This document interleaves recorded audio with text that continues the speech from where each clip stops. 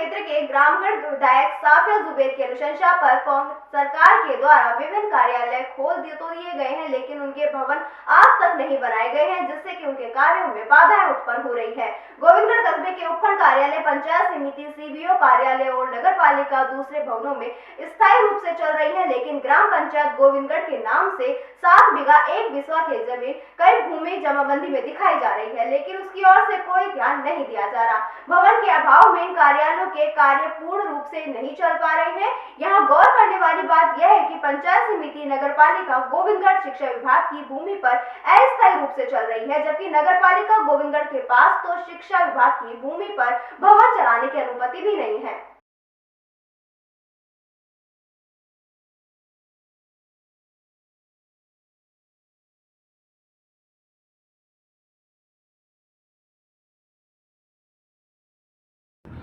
गोविंदगढ़ क्षेत्र में सरकार के द्वारा कार्यालय खोलकर बंदरबांट कर दी गई, लेकिन उन कार्यालयों को खोलने के लिए भवन नहीं बना पाए।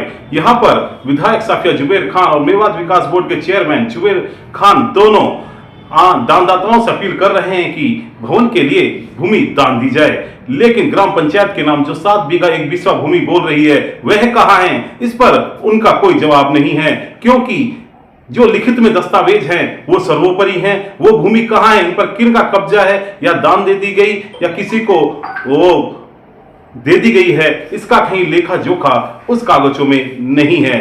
उसके अलावा जो ऐसे खसरा नंबर हैं जिनको लक्ष्मणगढ़ एसडीएम के द्वारा मार्क किया हुआ है, इसके साथ ही भगत सिंह सर्किल के समीप कुंडे पर पीएचडी विभाग के 2 क्वार्टर बना तो दिए गए, लेकिन आज तक उपयोग में कभी नहीं ले गए। साथ ही वो तो जर्जर होकर खंडर हालत में भी हो चुके स्थान है, भवन बन सकते हैं, लेकिन ध्यान कोई नहीं देता। इसके साथ ही जो यहाँ पर पटवार घर बनाया गया, इसके अलावा किसान भवन बनाया गया, जिनमें आज तक कोई बैठा ही नहीं।